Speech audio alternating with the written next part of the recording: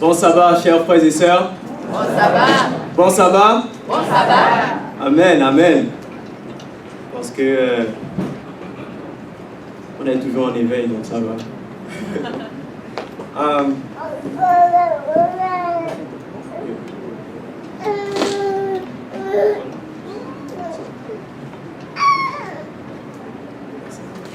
Bon sabbat. Bon sabbat. Est-ce que vous m'entendez bien? Amen. Amen. Amen. Donc, aujourd'hui, j'ai le privilège d'être avec vous. Et c'est toujours un plaisir de venir à Bethany pour venir partager un message. Et frère Jean-Michel m'a invité pour ce sabbat pour parler d'un sujet très très important. Quel est le sujet que nous allons étudier aujourd'hui? Et ça concerne quoi? C'était sur quel thème spécifiquement?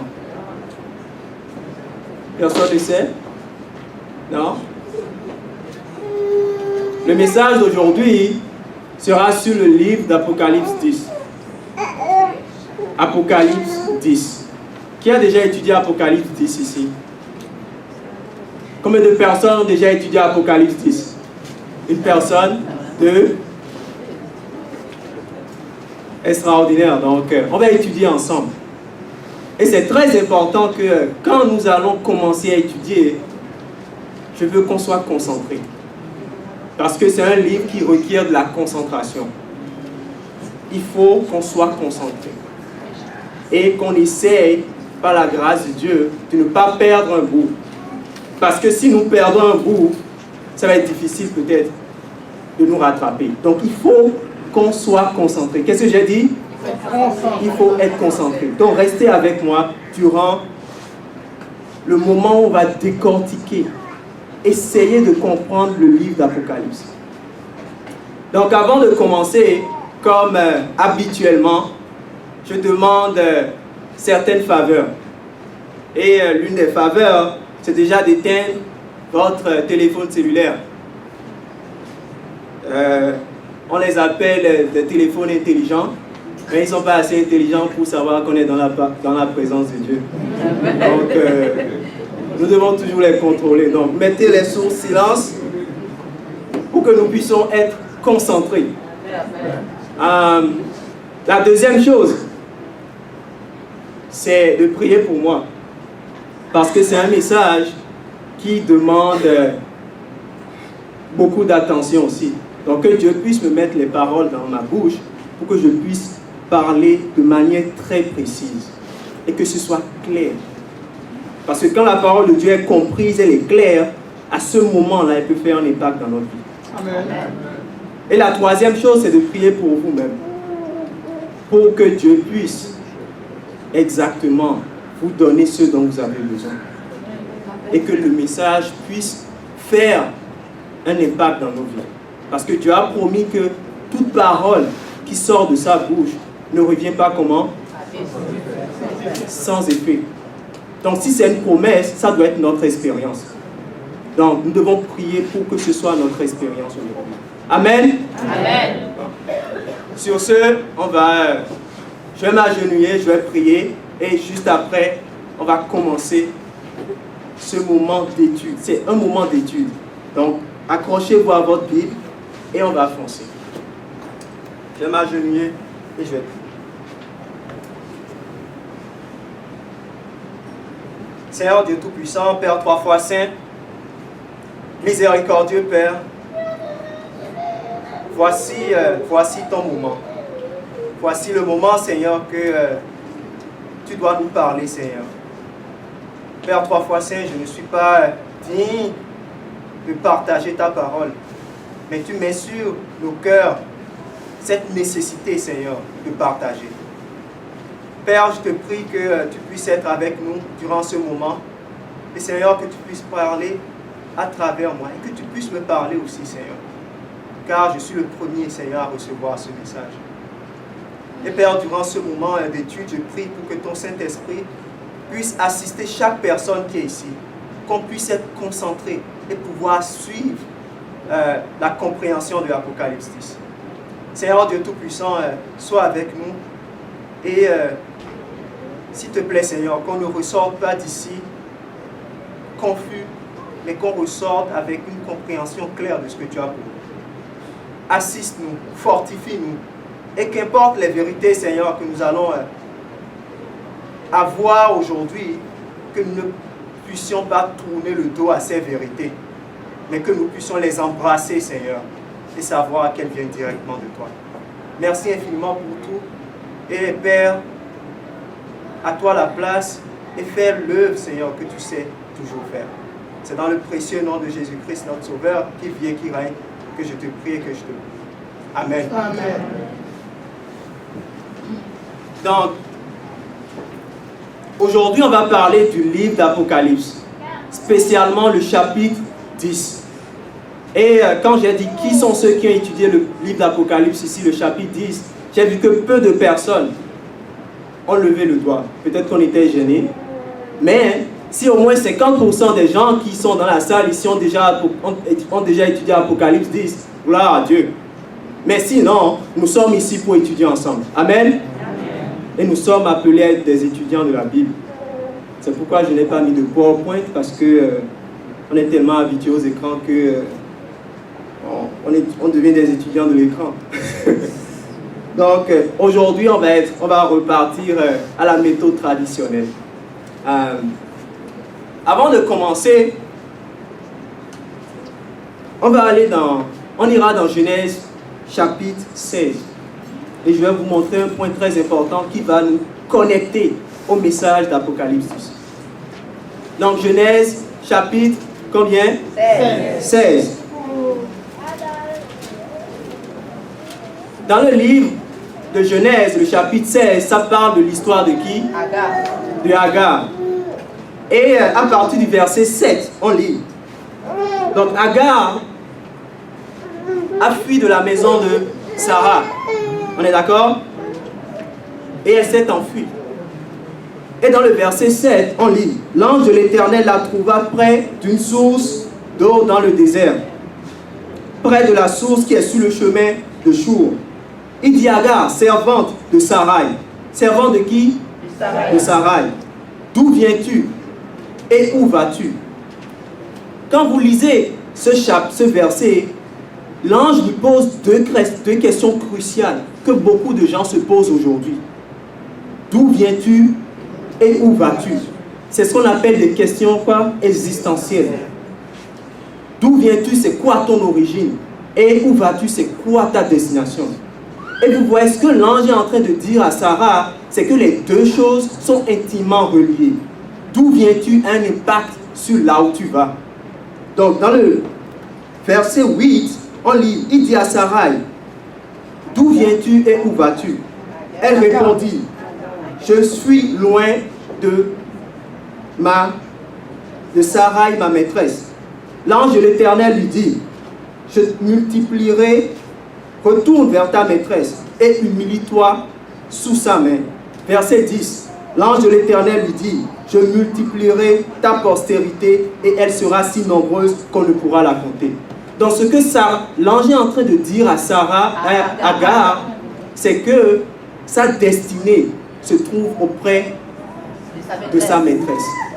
Donc retourne à ton origine et là tu connaîtras ce qui va arriver pour toi dans le futur. Donc notre origine ou notre histoire passée a un lien très important avec ce qui va arriver dans le futur. C'est pourquoi aujourd'hui, ce qu'on va étudier est très important. Parce qu'on va décortiquer un peu l'histoire du mouvement adventiste.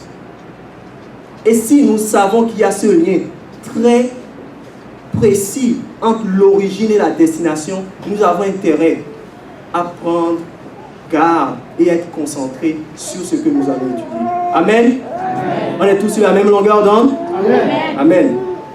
Donc maintenant, tournons notre Bible dans Apocalypse 10. Apocalypse, quel chapitre? 10.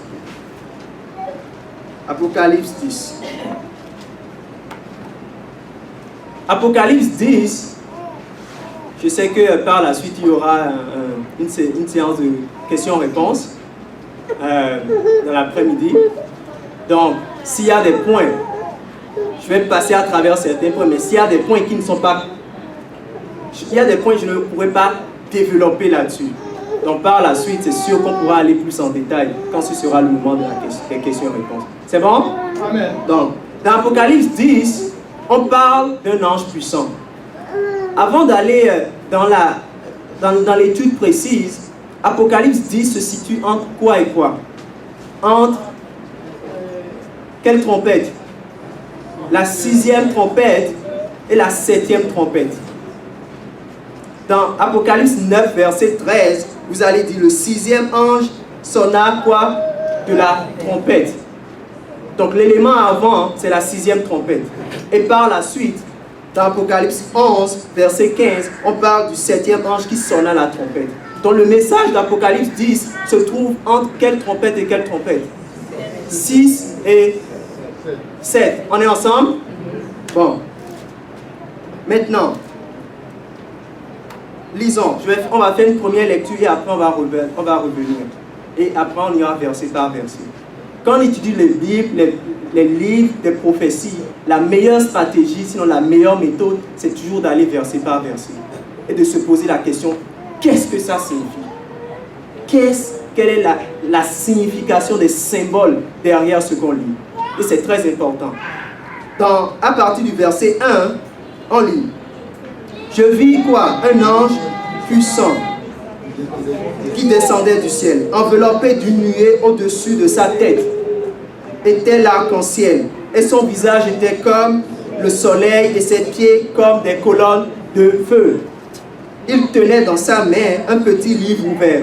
Il posa son pied droit sur la mer et son pied gauche sur la terre. Il cria d'une voix forte, comme rugit un lion. Quand il cria, les 7 tonnerres firent entendre leur voix. Et quand les 7 tonnerres eurent fait entendre leur voix, j'allais écrire et j'entendis du ciel une voix qui disait « Scelle ce qu'ont dit les 7 tonnerres et ne l'écris pas. » Verset 5.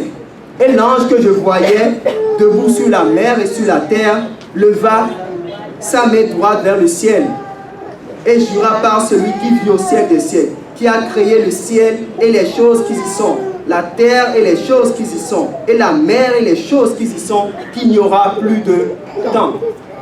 Mais qu'au jour de la voix du 7e ange, il sonnerait de la trompette, et le mystère de Dieu s'accomplirait comme il a annoncé à ses serviteurs qui les prophètent.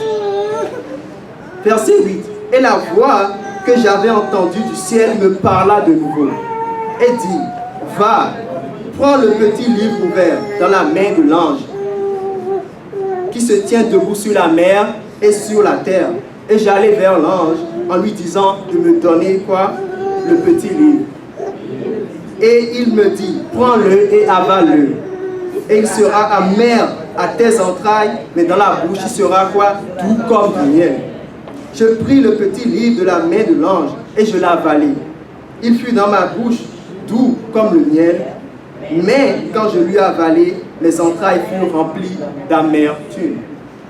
Puis on me dit, il faut que tu prophétises de nouveau sur beaucoup de peuples, de nations, de langues et de rois. Amen. Pour beaucoup d'entre nous, la tendance que j'ai remarquée, sinon dans l'Église, c'est que à beaucoup de fois, quand quelqu'un se baptise, on ne prend pas la peine de lui dire d'où vient le mouvement adventiste. On considère, on prend pour acquis que peut-être ça n'a pas d'importance. Et pour moi, c'est bien après peut-être 4 ans, sinon l'année passée, que je me suis dit, ok, ça c'est assez, je vais m'asseoir et je vais étudier d'où vient ce mouvement. Parce que beaucoup de personnes me viennent avec des questions et me disent, mais tu viens d'un mouvement et ils ont fait de la fausse interprétation. Comment tu... Et pour beaucoup de gens, quand on leur pose cette question, ils ne savent plus quoi répondre. Mais oui, il y a une déception. Et ils se disent, mais comment tu viens d'un mouvement où il semble qu'il y ait des gens qui se sont trompés? Et ça déstabilise le monde. Et ils se disent, tu sais, dans ces questions, tu sais plus quoi répondre. Et je me suis dit, bon, on va prendre le temps, on va étudier, on va comprendre ce que ça implique de faire partie de ce mouvement. Donc, sur une longue période, j'ai lu, j'ai étudié, j'essaie de comprendre. Et à la fin, j'ai dit, bon, je sais que je suis à la bonne place. Amen. Et c'est dans cet exercice que je veux vous emmener aujourd'hui. Qu'à la fin, quand on sort d'ici, on est sûr qu'on fait partie du mouvement qui va finir le travail. Et ce n'est pas pour être arrogant, c'est ce que la parole de Dieu nous dit. Amen. Et nous allons commencer par le verset 1. Dans Apocalypse 10, donc restons ensemble. C'est quoi je dis? Restons ensemble. Restons concentrés et, comment on dit en anglais? Think. Donc pense, donc réfléchissons. Ne laissons pas notre cerveau pas, réfléchissons. Dans Apocalypse 10, verset 1. Je vis un autre ange puissant qui descendait du ciel, enveloppé d'une nuée. Au-dessus de sa tête était l'arc-en-ciel, et son visage était comme le soleil, et ses pieds comme des colonnes de feu. La question que nous devons nous poser, qu'est-ce que ça veut dire? Parce que dans l'Apocalypse, il y a beaucoup de symboles. Il faut arriver, par la grâce de Dieu, avec l'interprétation que la Bible te donne, à donner un sens à tout ça. Donc, on va se poser la question, qu'est-ce que ça veut dire? Tout d'abord, allons dans Ézéchiel 1, verset 27 et 28. Comme je vous ai dit aujourd'hui, on va étudier. On va étudier. Ézéchiel, chapitre 1, verset 27 et 28. Quand vous êtes là, dites Amen. Amen.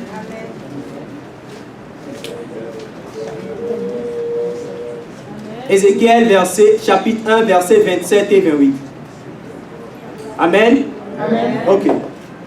À partir du verset 27, on dit, je vis encore comme de l'air impoli comme du feu, au-dedans duquel était cet homme qui rayonnait tout autour depuis la forme de ses reins jusqu'en haut et depuis la forme de ses reins jusqu'en bas.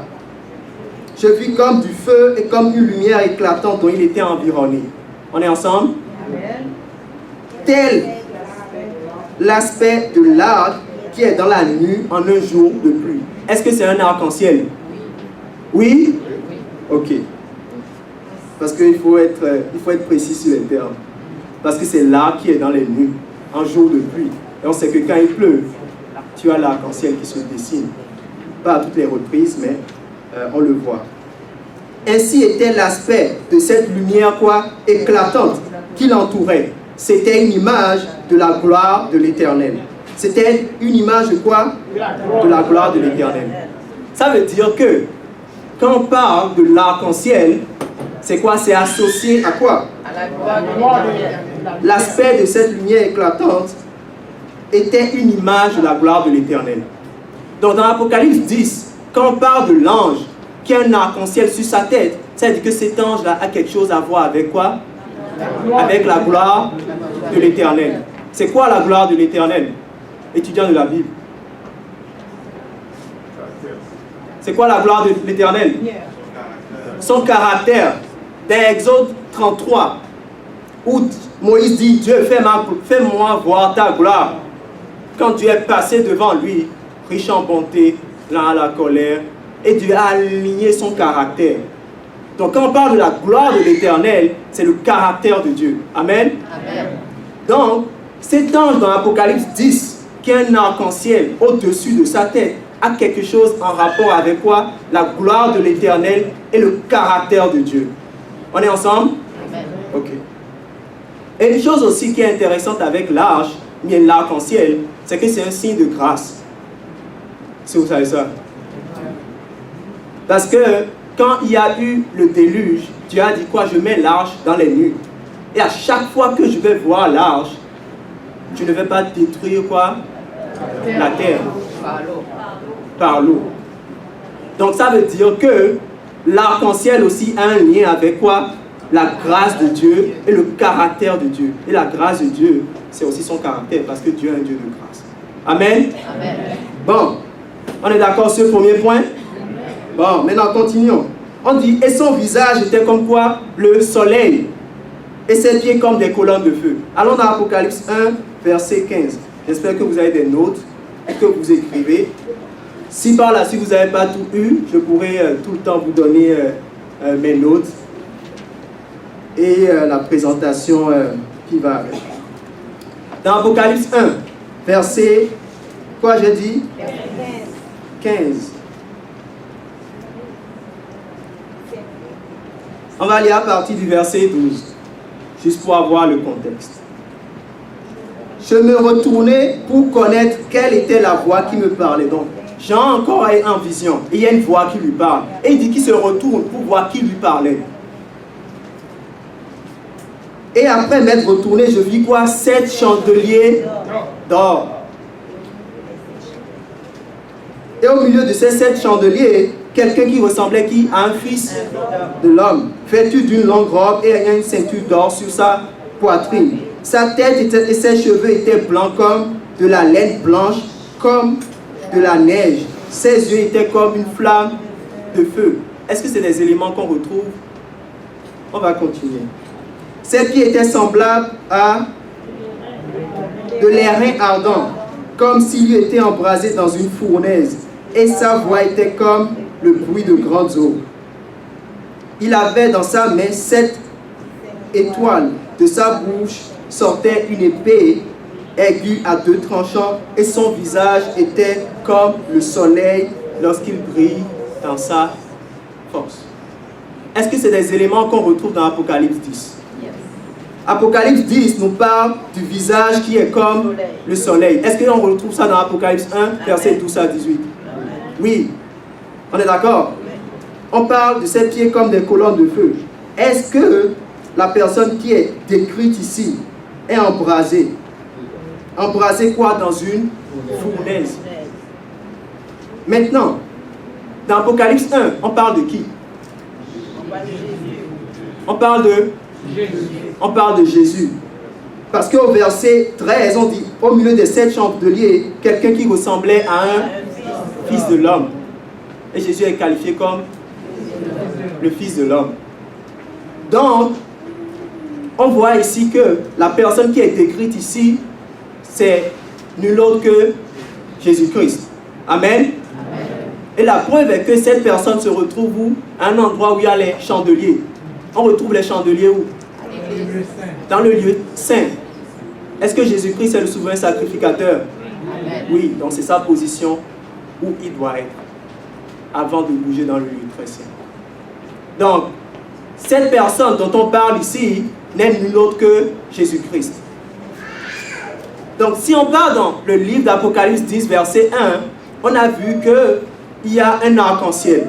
L'arc-en-ciel, c'est l'équivalent de la gloire de Dieu, le caractère de Dieu, ou également la grâce de Dieu. Et on a vu que la description du soleil et du feu se retrouve attribuée à Jésus-Christ aussi. Et on sait que Jésus-Christ, comme Paul le dit, c'est le parfait reflet de la gloire de Dieu. C'est l'empreinte de la gloire de Dieu. Il a su parfaitement refléter qui Dieu était à travers son caractère. Et c'est celui qui porte la grâce de Dieu. C'est la grâce de Dieu sous forme humaine, si on peut dire.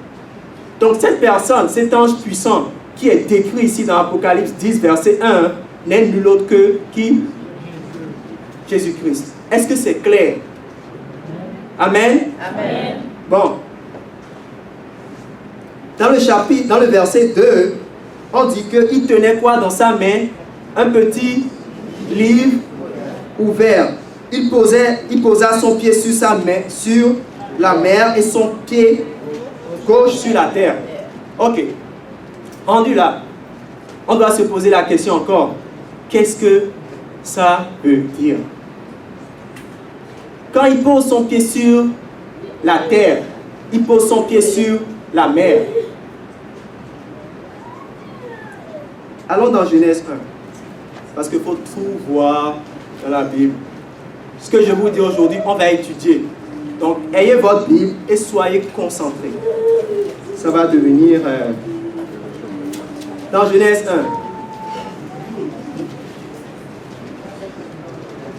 1. Dans Genèse 1, versets 9 et 10, il y a beaucoup de choses que je vais passer au travers.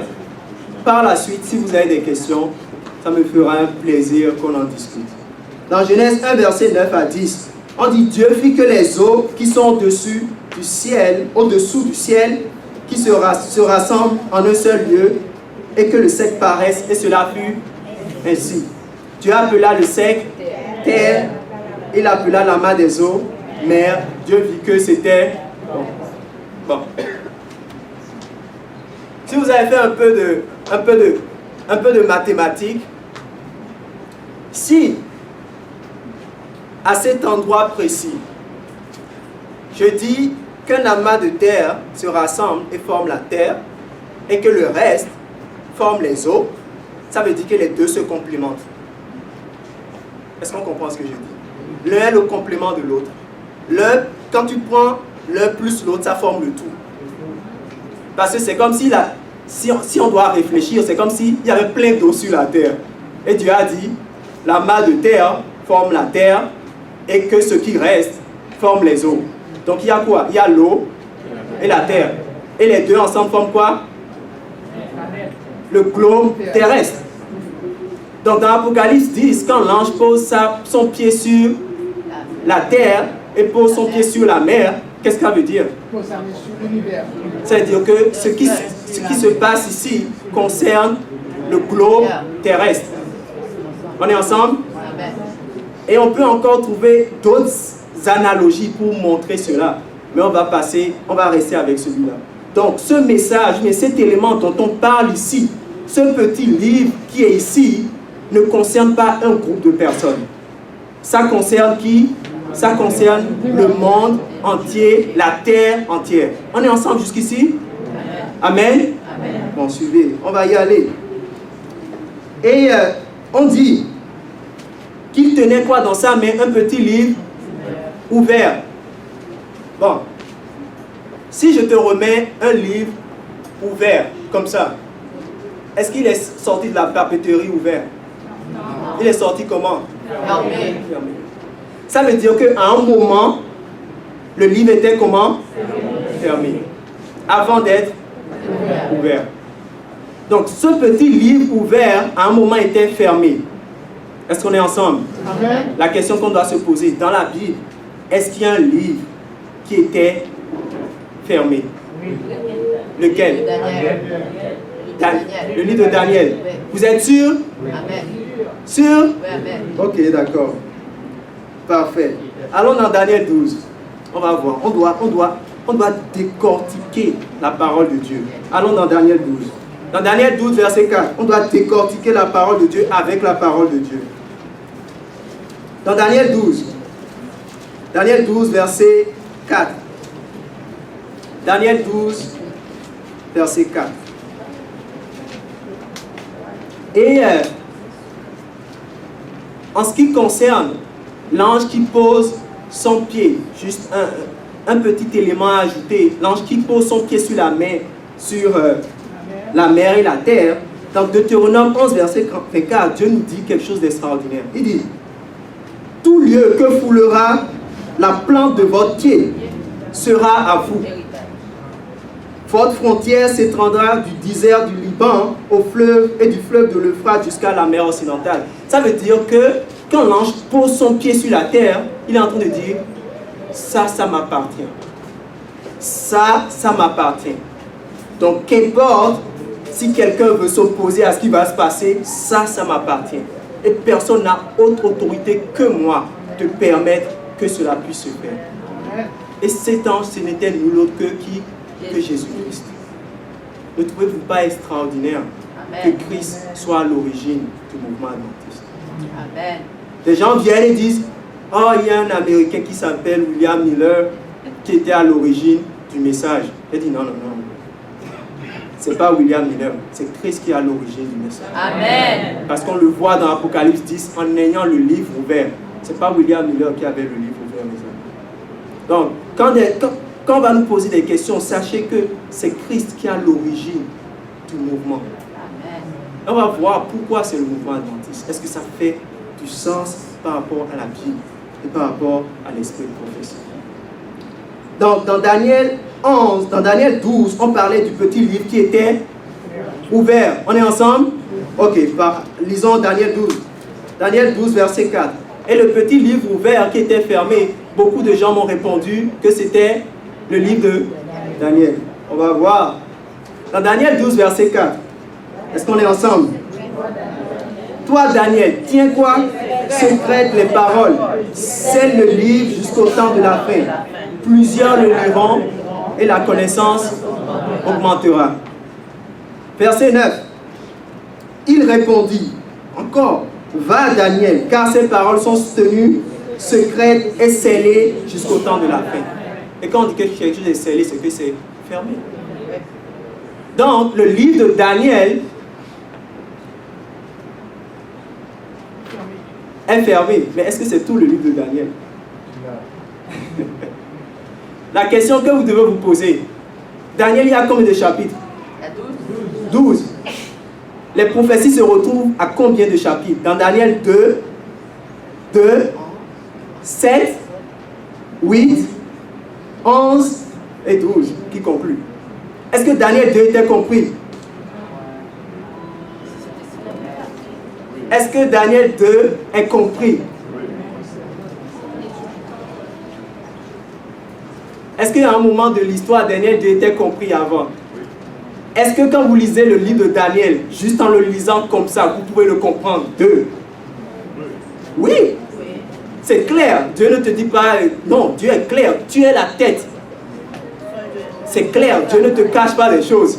Quand vous lisez le livre de Daniel comme ça, vous pouvez voir l'enchaînement des royaumes.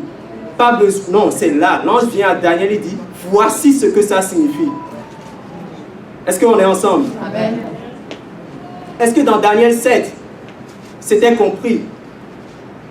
Oui, c'est expliqué. Dans Daniel 8, quand on parle du bouc et du bélier, l'ange est venu lui expliquer que signifiait le bouc et le bélier. Donc, ce n'est pas des informations où tu as besoin d'aller sur Wikipédia et trouver. Tu peux juste lire ta Bible et voir que Babylone, Mède et les Perses, Grèce, Rome, papa. Tu peux juste lire ta Bible en voyant cela et bien sûr en associant ça avec l'histoire. Parce que le livre de Daniel et Apocalypse ne peut pas être compris hors de l'histoire. Nous avons besoin de l'histoire pour aligner les deux. Et c'est très important. On est ensemble? Donc, beaucoup m'ont répondu le livre de Daniel en entier. Est-ce en entier? Non. Pas en entier. Et qu'est-ce qui était scellé alors? En fait, c'est la prophétie de 2300. Ah, ok. Intéressant. Allons dans Daniel 8, verset 26. Donc, on se pose la question, est-ce que c'est tout le livre qui était scellé? Non. Parce qu'il y a des éléments dans le livre que l'ange a révélé à Daniel. L'ange a dit, voici ce que ça signifie. Je ne cherche pas trop loin, voici ce que ça signifie. Mais, allons dans Daniel 8, verset 26. On est ensemble? Et la vision des soirs et des matins dont il est véritable, il s'agit, est quoi? Est véritable. Pour toi, tiens secrète. Est-ce que c'est des expressions qu'on a vues dans Daniel 12? Tiens secrète. Oui? Dans Daniel 12, ça disait tiens secrète ces paroles. Dans Daniel 12, verset 9, ces paroles sont scellées. Est-ce qu'on voit la même expression pour l'application dans Daniel 8, verset 26? Donc, ce qui est tenu secret ici dans le livre de Daniel, c'est quoi? C'est la prophétie des 2300 soirs et matins. On est ensemble? Restez avec moi. Donc, ce que ça veut dire, c'est que tout le livre de Daniel n'était pas scellé. C'est la partie des 2300 soirs et matins qui était scellée. On est d'accord? Ok. Dans Daniel 12, verset 4, ça devait être scellé jusqu'à quand? Jusqu'au temps où on va étudier aujourd'hui. On n'est pas habitué à peut-être étudier, mais on va étudier, donc restons présents. Était scellé jusqu'à quand? Jusqu'au temps de la fin. C'est quoi le temps de la fin?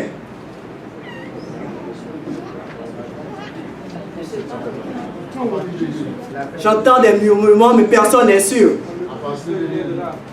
Le temps de la fin, c'est 1798. Vous avez dit, mais il vient d'où avec ça? J'ai créé ça? Allons dans Daniel 11, verset 35. Et on va voir ce que c'est que le temps de la fin. Et après, je ne vais pas expandre, parce que juste pour comprendre le temps de la fin, c'est une étude en elle-même. Donc, je ne vais pas commencer à décortiquer la signification du temps de la fin.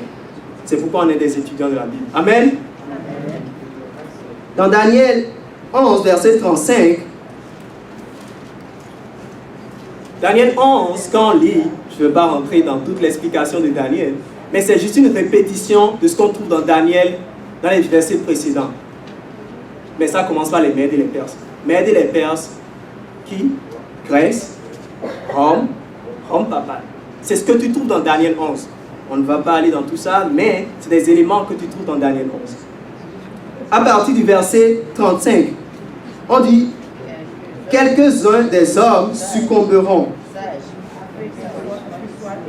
afin qu'ils soient épurés, blanchis, jusqu'au temps quoi? De la fin. Car c'est un temps, elle n'arrivera qu'au temps marqué. » Dans Daniel 11, cette portion des Écritures parle juste de la papauté. Après, ça peut être quelque chose qu'on peut étudier par la suite. Mais ça parle de la papauté. Et quand on dit qu'ils sont épurés, blanchis, c'est des termes pour dénoter la persécution de la papauté. Et quand vous lisez la suite de Daniel, vous allez voir que ça parle vraiment de la Rome papale. Parce qu'il y a eu la Rome, la puissance, et après tu as eu le pape, la papauté qui a suivi. Donc on dit que cette puissance va persécuter les saints jusqu'au temps de la fin. Right? Est-ce qu'on voit ça? Parce qu'ils seront blanchis jusqu'au temps de la fin. Ça veut dire qu'au temps de la fin, la persécution va s'arrêter. Pour combien de temps la papauté a persécuté l'Église? Étudiants de la Bible, aidez-moi. 1260 ans. Ça, c'est quelque chose qu'on peut encore étudier. Je veux pas, comme je dis, on ne peut pas aller sur tous ces sujets. Mais les 1260 ans commençaient quand? En 538.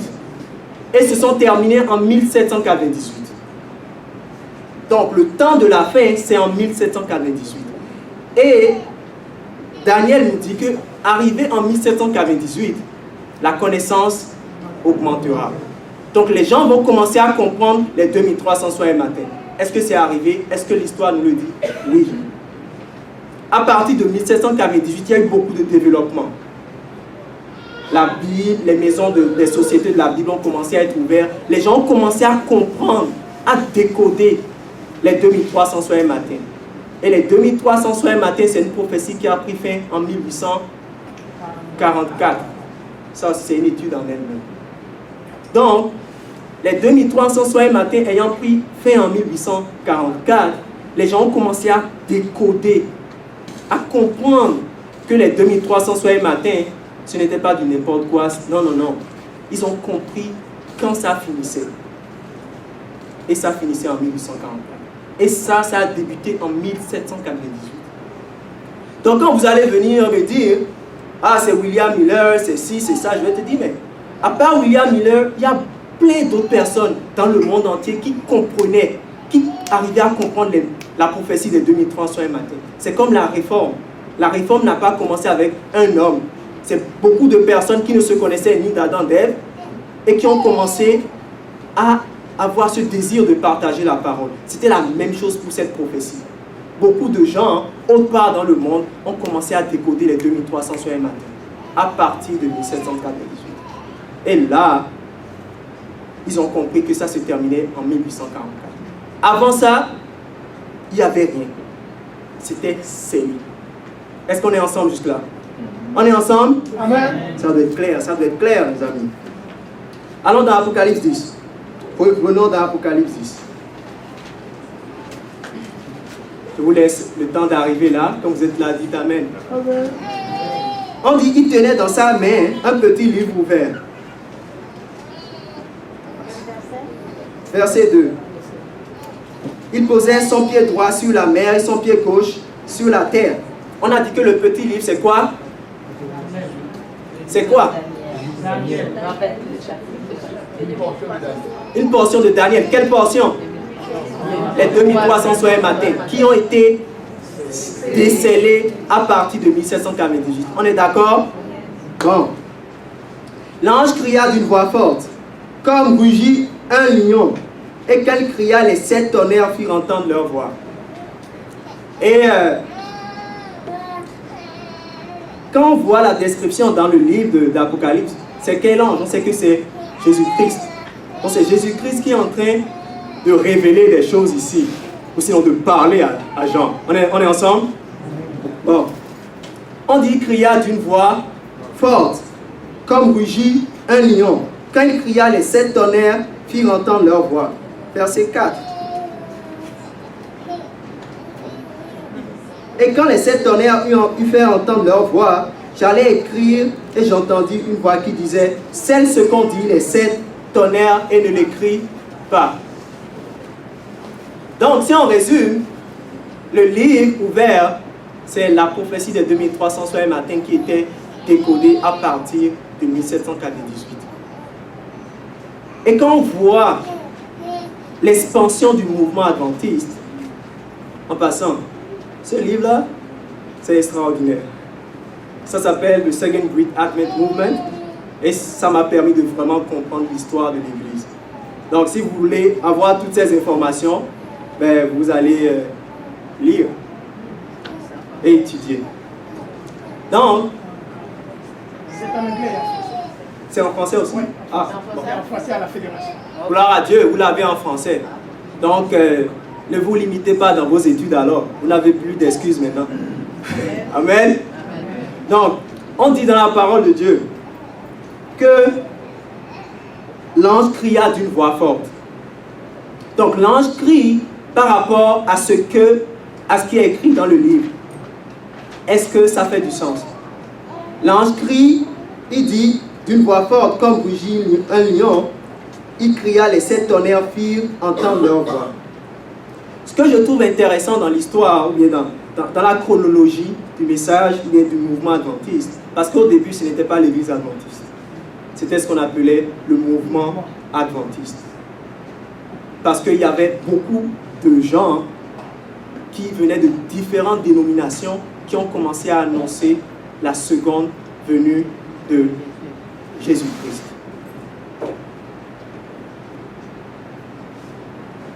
On est ensemble? Ok.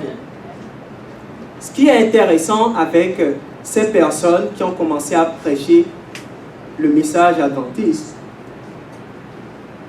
ils ont compris que les 2300 soirs matin, c'était quoi? Qu'est-ce que Daniel 8,14 dit? 2300 soirs matin, le sanctuaire sera purifié. Donc quand ils ont compris cette prophétie, pour eux, dans leur expérience, ils se disaient, le sanctuaire sera purifié. Ça veut dire que c'est la fin du monde. Parce que le sanctuaire pour eux, c'est la terre entière.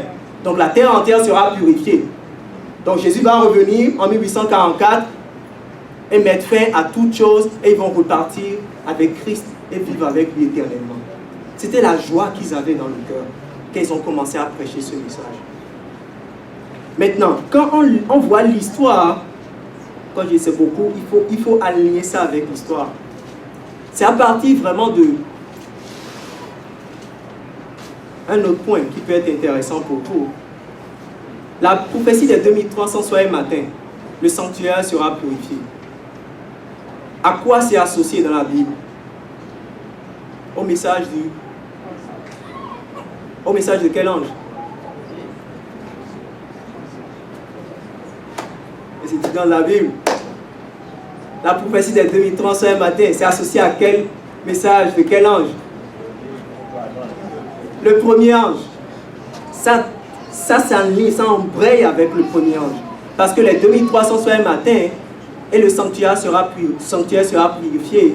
C'est pour dire que l'œuvre de jugement va commencer. On est ensemble? l'heure du jugement va commencer. Et le message du premier ange, c'est quoi? L'heure du jugement est venue. Donc le message des 2300 soirs matin qui finit en 1844 avec un message du jugement est intimement lié avec le message du premier ange. Est-ce que c'est clair? C'est clair? Donc, les gens ont commencé à prêcher la seconde venue de Jésus-Christ, intimement lié aussi au message du premier ange. Et quand on voit dans l'expérience du mouvement adventiste, c'est aux environs de 1833 qu'ils ont vraiment commencé à donner ce message. N'oubliez pas, en 1798, ils commençaient à comprendre, mais ça ne disait pas que le message allait être prêché. Il dit, la connaissance quoi? Il n'est pas dit le message sera donné. C'est à partir de 1833 que le message a commencé à être donné publiquement. Avec ces William Miller qui ont étudié la Bible pendant longtemps et sont sortis de leur obscurité, si on peut dire, et ont commencé à partager ce qu'ils ont étudié pendant des années.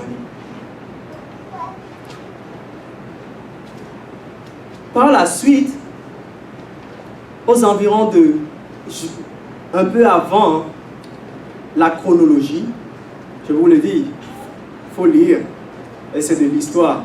Donc ça nous permet d'allier les prophéties avec l'histoire. Aux environs de 1840, bien avant ça, il y avait juste, en Amérique du Nord, c'était juste William Miller qui faisait ce travail-là. Il était à peu près seul en Amérique du Nord. Donc, c'est comme si tu as plein de personnes qui prêchent le message dans le monde, mais en Amérique du Nord, c'est juste William Miller qui se retrouve tout seul à avoir ce message à prêcher. Donc, le message du premier ange. Et aux environs de 1840, c'est comme s'il y a eu un boom. Et il y a eu des centaines de ministères, des centaines de ministres de l'Évangile qui ont commencé à prêcher avec lui aussi. Et il y a plein de prédicateurs adventistes, mais prédicateurs du mouvement adventiste qui sont rentrés dans la prédication des 2300 soirs et matin et le message du premier ange. Donc quand l'ange dit « cria d'une voix forte », ça dénote que le message est crié avec quoi? Avec plus d'intensité. On est d'accord? Parce que quand tu vois dans la Bible, l'ange, quand tu vois dans la chronologie de l'Apocalypse 14, il y a un ange qui crie. Mais il y a un ange qui crie d'une voix forte. Donc il y a deux différences. Il y a juste crier et crier d'une voix forte. Donc la voix forte met l'emphase encore plus sur le message. Et en 1840, le message a pris encore plus d'expansion que ne l'était avant. C'est ce qu'on voit dans l'histoire du mouvement adventiste. Avec plein de personnes qui ont joint la foule pour proclamer ouvertement le message du premier ange. Jésus-Christ revient, l'heure du jugement est là, et l'heure du jugement pour eux, c'était la fin du monde. Est-ce que jusque là, on est ensemble? On est ensemble? Amen. Restons ensemble. Concentrons. Il est 12h46. On est juste au verset 4. Il faut prendre le temps. Il faut avoir l'habitude d'étudier la Bible. Et ce que je trouve extraordinaire, plus on étudie la Bible, plus on arrive à être concentré pendant longtemps. Parce qu'on est facilement déconcentré par beaucoup de choses. Mais plus sont ces heures à étudier la Bible, tu peux rester concentré pendant longtemps. Et je trouve que la Bible est une aide extraordinaire en termes de concentration. Donc, à partir du verset 4, on dirait quand les tonnerres eurent fait entendre leur voix, j'allais écrire et j'entendis du ciel une voix qui disait, celle ce qu'on dit, les 7 tonnerres, ne l'écris pas. Est-ce que les tonnerres sont quelque chose comme les tonnerres qu'on entend? Est-ce que c'est la même chose? Non.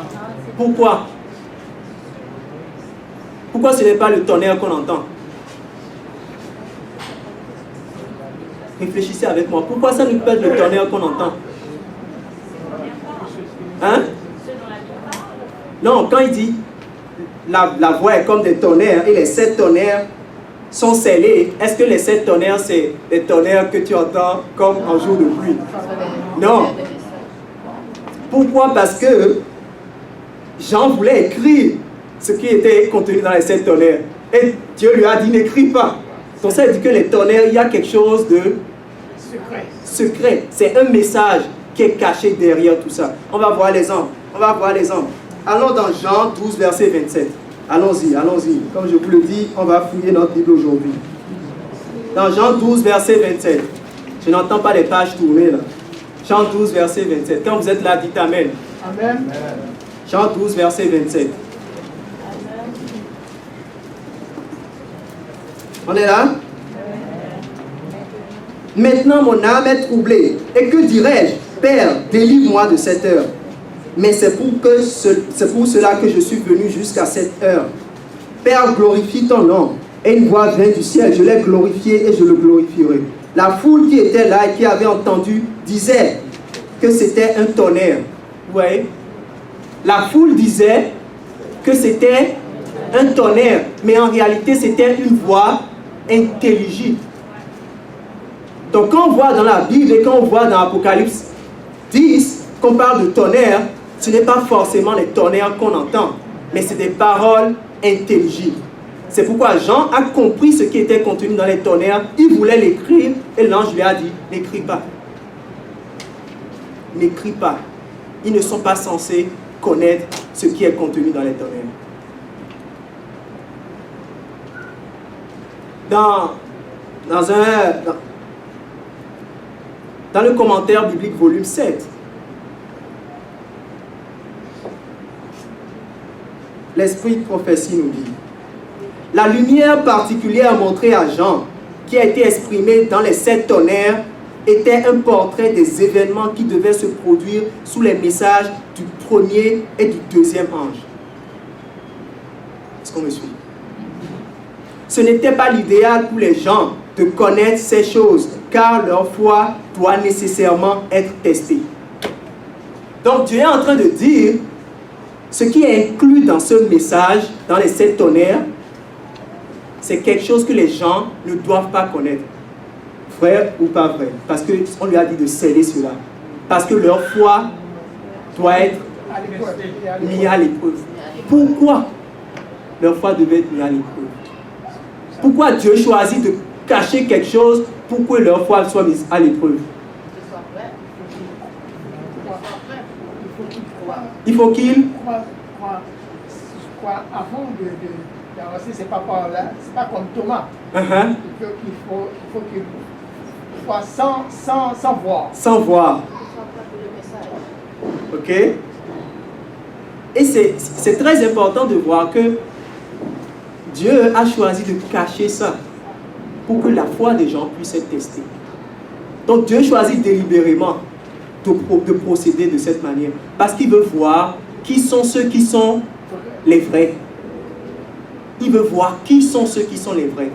Donc ce qui va arriver va créer un état qui va emmener les gens à savoir, mais c'est qui réellement le monde qui me suit? Et quand on voit l'histoire de l'Église, combien de déceptions le mouvement adventiste a connu? Je vois si on est familier avec l'histoire du mouvement. Combien de déceptions? 2. Wow. 2 ou bien 1? Une. C'est 2. Parce qu'en premier lieu, ils se sont trompés une première fois. Ils pensaient que Jésus-Christ allait venir le 21 mars 1844, notre année, et 43 années juives. Parce qu'on a des calendriers différents. Il faut faire la différence. Donc, il devait venir le 21 mars 1844, notre année, mais 1843 années juives. Je fais la différence.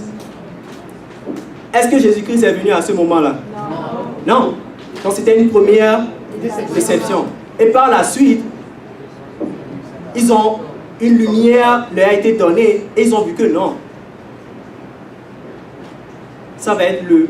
Quand? Quelle date? Octobre 22 octobre. 22 octobre 1844. Merci beaucoup. Donc, la première date, c'était en mars, et la deuxième date, c'était... Octobre. Est-ce que vous pensez que quand Jésus-Christ n'est pas arrivé le 21 mars, c'était une déception? Est-ce que ça a bouleversé la foi de certains? Et ceux qui étaient fidèles ont continué à rechercher la parole de Dieu. Donc les 7 tonnerres, c'est comme si Dieu disait, il y a une déception, mais regarde, on va la cacher et je vais voir qui sont ceux qui sont vraiment pour moi. Et pour corroborer cela, dans le livre premier écrit, écoutez très bien, c'est extraordinaire. C'est pour on a l'esprit de prophétie, mes amis. C'est une ressource extraordinaire. Elle dit, j'ai vu les enfants de Dieu attendre avec joie la venue du Seigneur et se préparer à cet événement, donc à sa venue. Dieu voulait les éprouver. Ça m'a couvrit une erreur commise au moment de calculer les périodes prophétiques. Ceux qui attendaient leur Seigneur ne virent pas cette erreur. Elle ne fut remarquée pas non plus par les plus savants de ceux qui s'opposaient à la fixation de date. Alors ceux qui avaient attendu l'avènement avec joie, avec tant de joie, furent attristés et abattus. Ceux qui n'avaient pas aimé cette apparition du Sauveur, qui avaient accepté le message par crainte, furent tout heureux de ce qu'elle ne soit pas produite au moment où on l'avait attendu. Et elle continue en disant, les chrétiens fidèles, profondément déçus, ne pouvaient comprendre pourquoi le Seigneur n'était pas revenu. Mais ils ne furent pas laissés dans les ténèbres. Ils se mirent à l'étude de leur Bible et approfondirent leur étude des périodes prophétiques. La main du Seigneur découvrit les chiffres qu'elle cachait et l'erreur fut expliquée. Les fidèles virent que la période prophétique allait jusqu'en 1844. Parce que la première interprétation qu'il donnait, c'était en 1843, année juive. Et 1844, oui, par rapport au mois. Et elle dit, les fidèles virent que la période prophétique allait jusqu'en 1844 et que les mêmes arguments qu'ils avaient présentés pour montrer qu'elle se terminait en 1843 prouvaient qu'elle devait se terminer en 1844. Donc ils ont fait une première interprétation et ils ont vu que Jésus-Christ n'est pas arrivé. Est-ce que ça a bouleversé leur foi? Oui. Mais est-ce que ça les a découragés? Non. Parce qu'ils étaient appelés, ils étaient élus et sont restés fidèles. Nous sommes appelés. Dieu nous a élus pour être un peuple saint. Mais est-ce que nous restons fidèles? Quand des événements comme ça se passent, est-ce que nous continuons à étudier la Bible pour dire que non, nous sommes en erreur, c'est Dieu a raison, mais nous sommes en erreur. Ils ont continué à étudier, ils ont vu que la date qui devait suivre, qu'ils avaient donnée à la base, était fausse. Le 1843 n'était pas bon, c'était 1840. Donc, le message contenu dans les 7 tonnerres, c'est pour dire, je choisis, Dieu dit, je veux cacher ça, pour voir qui sont ceux qui sont réellement avec moi. Et quand vous voyez l'expérience des disciples, c'était la même chose. Jésus-Christ descend de Jérusalem. Hosanna, roi de Jérusalem. Et ils pensaient vraiment que Jésus-Christ allait être le roi des rois, il doit être intronisé. Est-ce que Dieu pouvait leur révéler que c'était faux leur compréhension? Est-ce qu'il pouvait le faire? Oui, Dieu pouvait le faire. Et dire, vous êtes en erreur. La compréhension que vous avez de l'événement est fausse. Jésus ne sera pas intronisé, mais Dieu a laissé que ça se passe et Jésus-Christ a été crucifié. Est-ce que leur foi a été mise à l'épreuve? Oui. Et là, on a vu qui était pour qui. Et c'est la même chose qui est arrivée avec l'Église, avec le mouvement adventiste. Tu as permis que ces choses arrivent pour tester la foi des gens, pour tester qui sont ceux qui sont les vrais fidèles et qui sont les faux. Donc, allons dans Apocalypse 10, on va commencer à... On est juste au début, hein? Mais on va poursuivre pour le verset 6. On dit au verset 6, l'ange jura par celui qui vit quoi au siècle des siècles, qui a créé le ciel et les choses qui y sont, la terre et les choses qui y sont, et la mer, les choses qui y sont, qu'il n'y aura plus de temps. Est-ce que c'est la fin des temps? Qui dit qu'il n'y aura plus de temps? Est-ce que c'est la fin des temps? Pourquoi?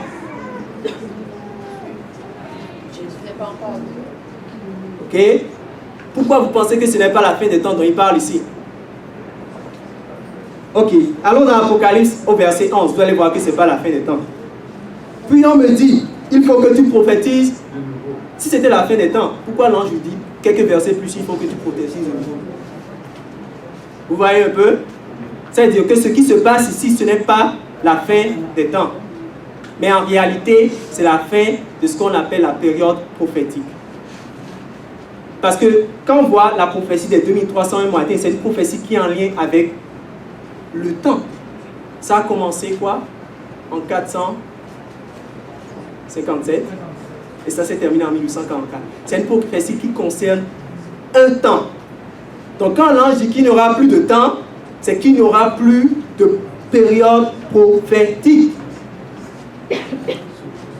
Et on peut voir ça dans l'esprit de prophétie qui nous aide aussi, qui dit: ce temps que l'ange déclare avec un serment solennel n'est pas la fin de l'histoire de ce monde, ni du temps de l'approbation, mais du temps prophétique.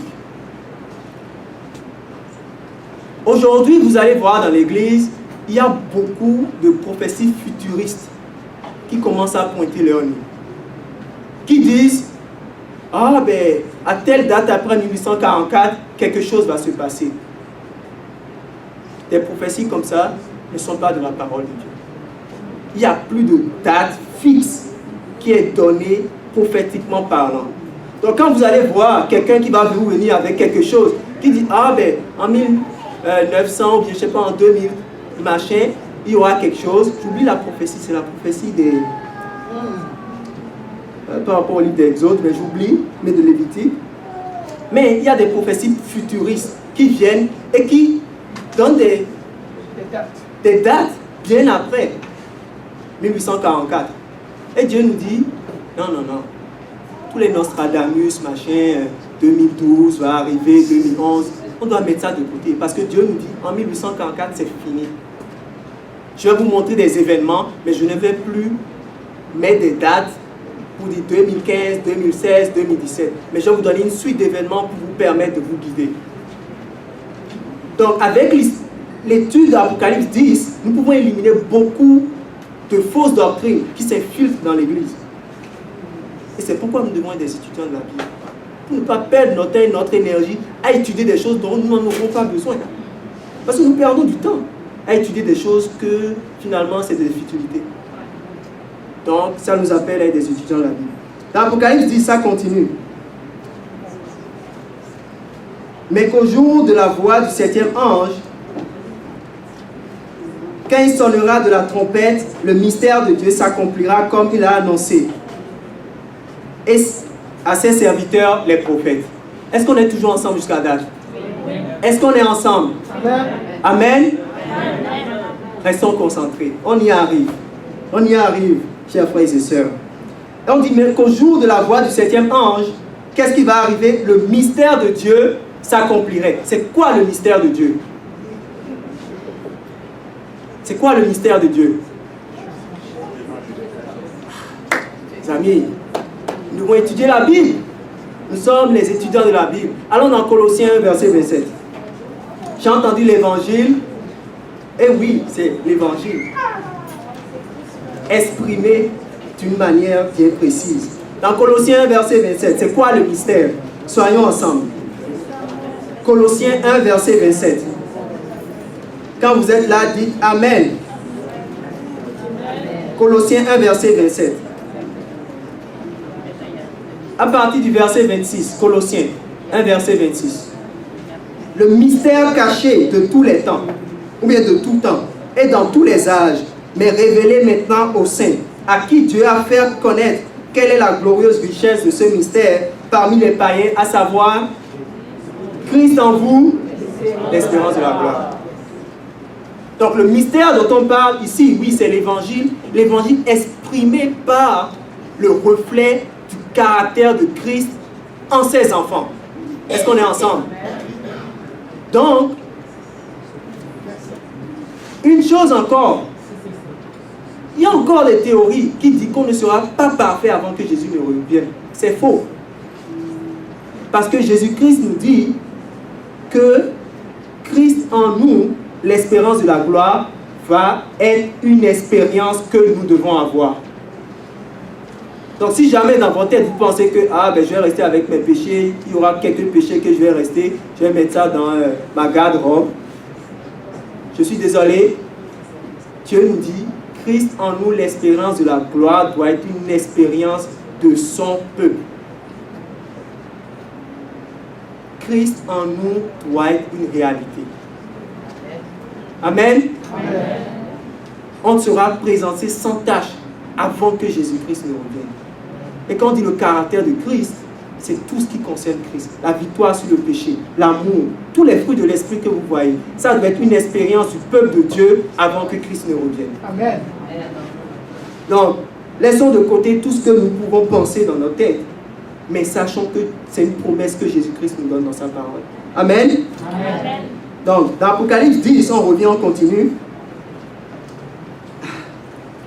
On est ensemble? Oui. Gloire à Dieu. Je vois que les gens se frottent les yeux. Je comprends. Mais restons concentrés. Mais qu'au jour, comme on l'a lu, le mystère de Dieu s'accomplirait. Donc là, si on résume, on a un petit livre ouvert qui est le 2300 matin qui devait être décodé à partir de 1798. L'ange a proclamé le message fort.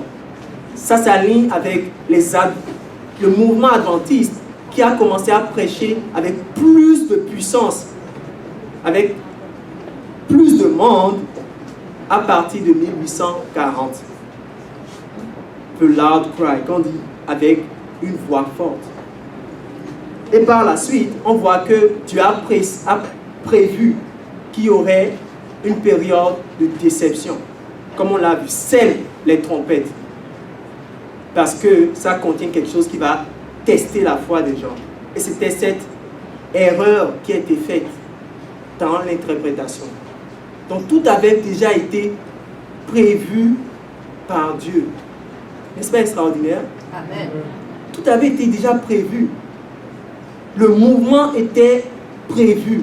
Le cheminement était prévu. Ce n'était pas une surprise pour Dieu que William Miller et les autres se soient trompés. Non, Dieu n'était pas surpris. Dieu a juste choisi de laisser ça tel qu'il est pour les éprouver et voir qui sont les siens. Donc quand on continue, on voit que à partir du verset 8, la voix que j'avais entendue du ciel me parlait et dit: va prendre le petit livre ouvert dans la main qui se tient debout sur la mer et sur la terre. Et j'allai vers l'ange en lui disant de me donner le petit livre. Et il me dit: prends-le et avale-le. Il sera amer dans tes entrailles, mais dans ta bouche, il sera doux comme du miel. Vous voyez? C'est comme si ce qui est contenu dans les... Continuons. Je vais arriver pour l'instant. Qu'est-ce que ça veut dire de prendre le livre et de l'avaler? Les étudiants de la Bible, qu'est-ce que ça veut dire? Manger la parole. Allons dans Ézéchiel, nous devons baquer tout ce que nous disons par la parole de Dieu. Allons dans Ézéchiel. Ézéchiel 3. Ézéchiel 3. On arrive, on achève, on est presque à la fin. Dans Ézéchiel 3, versets 1 et 2, ça nous dit: il me dit, fils de l'homme, mange ce que tu trouves, mange ce rouleau, et va et parle. Donc manger la parole, c'est l'équivalent de et proclamer. Parce qu'il dit va, mange et parle. Oui, proclamer. Donc quand dans Apocalypse 10, Jean prend le rouleau, sinon le livre, et mange, c'est pour dire que, parce que là on parle de Jean, mais quand on va dans la chronologie, ça représente le mouvement adventiste. Ce n'est pas Jean dans son temps à lui, parce qu'on parle de 1840, Jean est mort dans les premiers siècles. On est d'accord? Donc, quand Jean il prend le livre et mange, ça représente le mouvement de Dieu qui doit accepter ce message de 2300 un matin, bien sûr l'étudier et le comprendre parce qu'ils l'ont compris, et ils doivent proclamer. Parce que quand on dit avale, il dit proclame. Donc ils doivent proclamer. Est-ce qu'ils ont fait cela? Oui, ils ont proclamé. Ils ont proclamé de toute leur force que Jésus-Christ allait venir en 1844. Les gens ont vendu plein de choses juste pour permettre à l'évangile d'avancer. Ils ont tout donné parce qu'ils se disaient Christ revient en 1844. Est-ce que nous sommes prêts à faire les mêmes sacrifices pour l'évangile?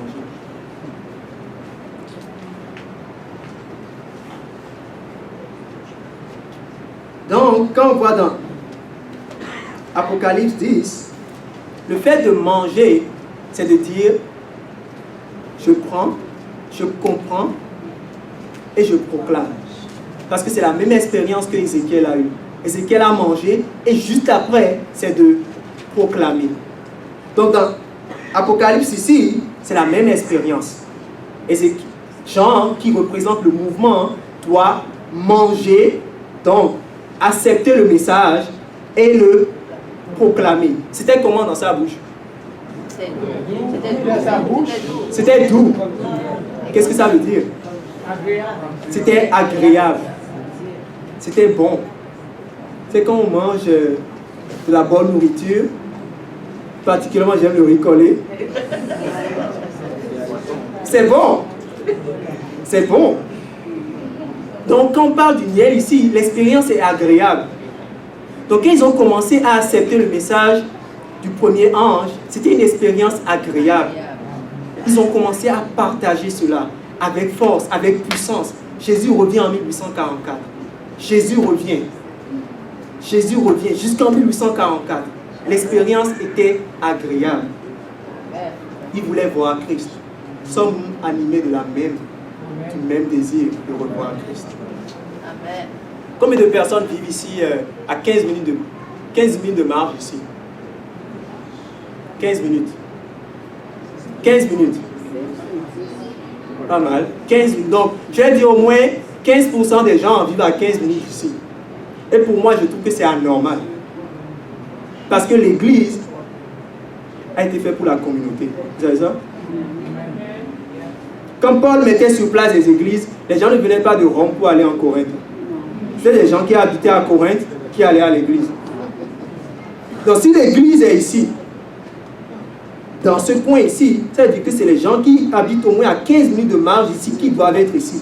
Donc l'église doit être un reflet de ce qu'il y a dans la communauté. Dans le ministère personnel, vous avez du travail en fait. C'est sûr et sûr, c'est ça. Parce que l'église, c'est censé être un reflet de la communauté. Et c'est vrai. Donc, si on veut voir Jésus-Christ venir, mais comme ces gens-là, il faut qu'on mange la parole de Dieu. Il faut qu'on l'étudie. Il faut qu'on en fasse un trésor. Il faut qu'on arrête juste des gens qui lisent à la surface et que notre Bible prenne de la poussière et que le sabbat en prenne temps dit ah, alors à l'église. Non, nous devons étudier. Ces gens-là, ils étudiaient la parole de Dieu. C'est ça leur expérience. Et c'est pourquoi ils avaient cette joie-là.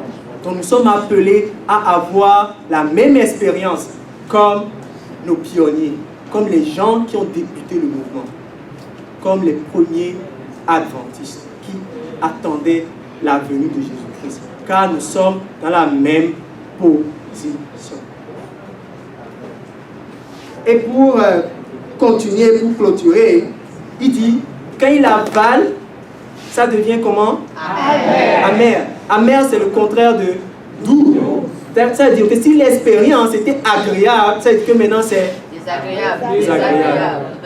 Je ne pense pas que... Je ne pense que personne ne met la nourriture dans son estomac et ramène ça en haut. Non, ce n'est pas une bonne expérience. Ce que je veux dire, c'est que on voit plusieurs processus dans la digestion. Il y a ici et après il y a là. Donc c'est deux étapes qui se suivent.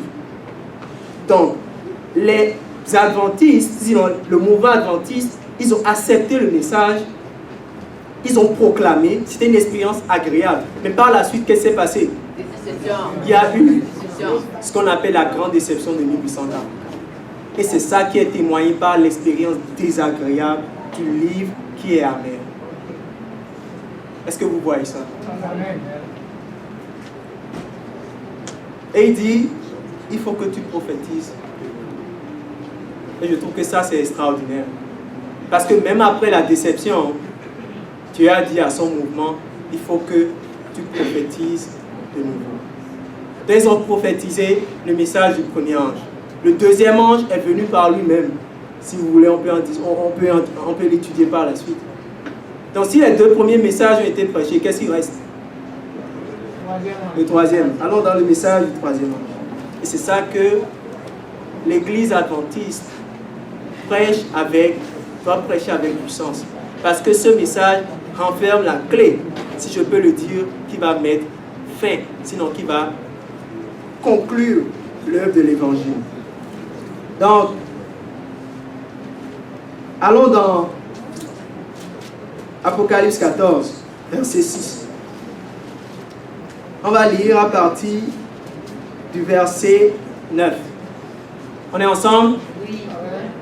Et un troisième ange suivi en disant quoi? D'une voix forte. Si vous remarquez bien, le deuxième ange n'a pas crié d'une voix forte. Si quelqu'un adore la bête et son image et reçoit une marque sur son front ou sur sa main, il boira lui aussi du vin de la fureur de Dieu, versé sans mélange dans la coupe de sa colère. Il sera tourmenté dans le feu et le soufre devant les saints anges et devant les agneaux. Et la fumée de leur tourment monte au siècle des siècles, et n'ont de repos ni jour ni nuit, ceux qui adorent la bête et son image, et quiconque reçoit la marque de son nom. C'est ici quoi? La persévérance des saints, qui gardent quoi? Les commandements et la foi de Jésus.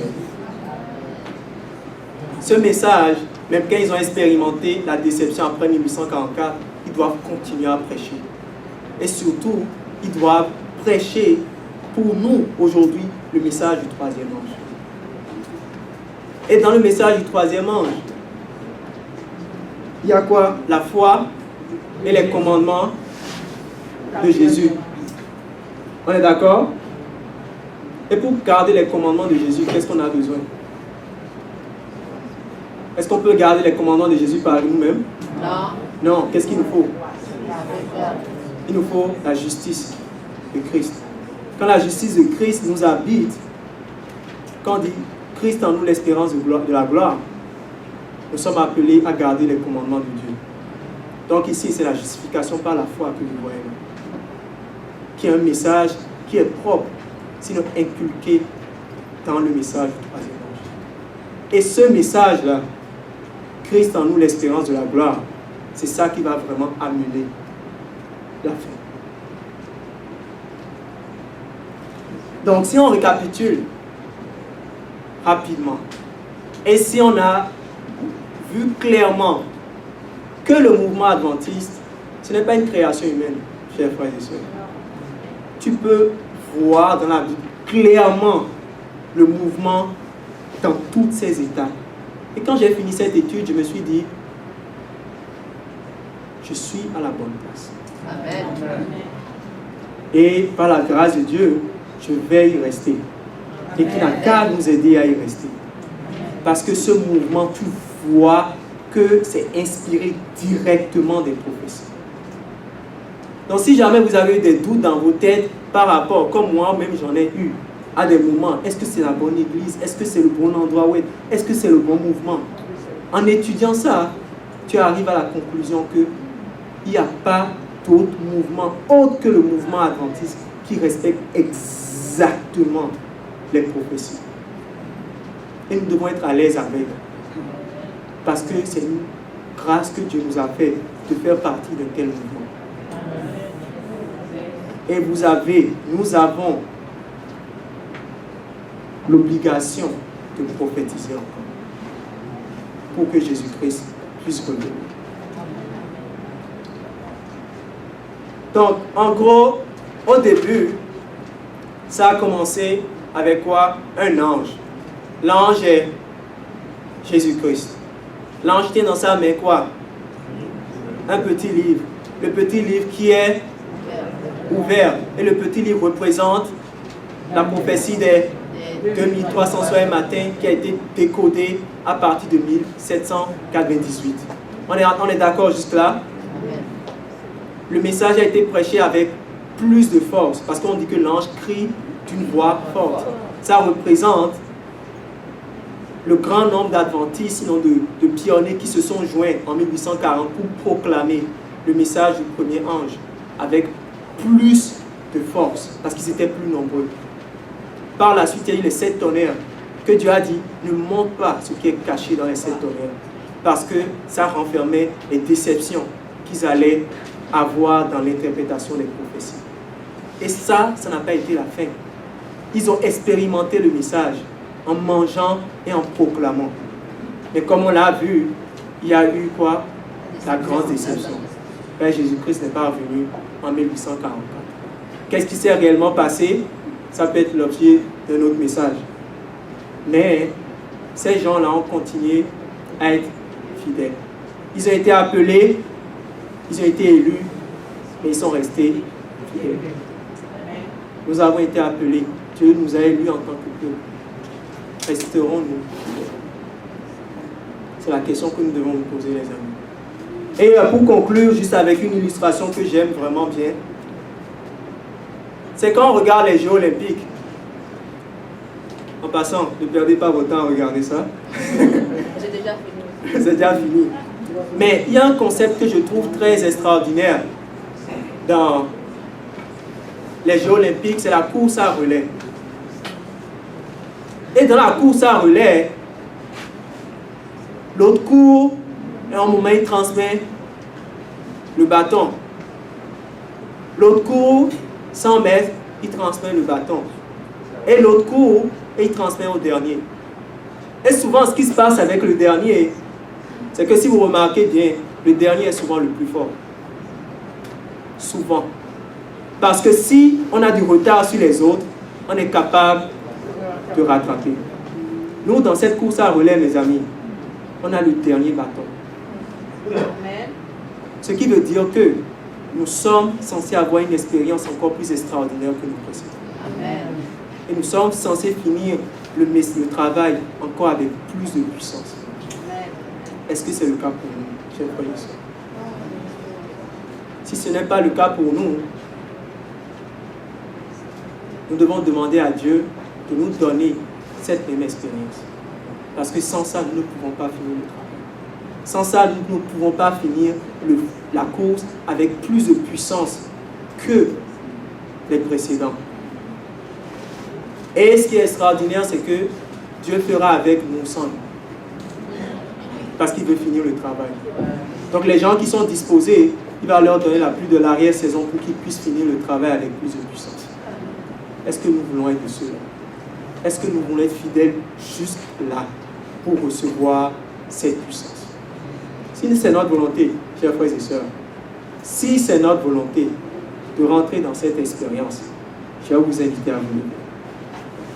Si c'est notre expérience, si nous avons compris le principe qui sous-tend le message dans Apocalypse 10, et que c'est notre désir de finir la course avec plus de puissance, on va prier ensemble pour que Dieu puisse nous aider à continuer des étudiants assidus des prophéties, parce que c'est ça qui va déterminer les éléments de la vie. Prions. Seigneur Dieu Tout-Puissant, Père 3 fois Saint, miséricordieux, je te remercie infiniment pour le message que tu nous as donné. Père, même si c'était un peu long, plus que d'habitude, Seigneur, c'était un sujet critique qu'il fallait aborder. Seigneur Dieu, Père,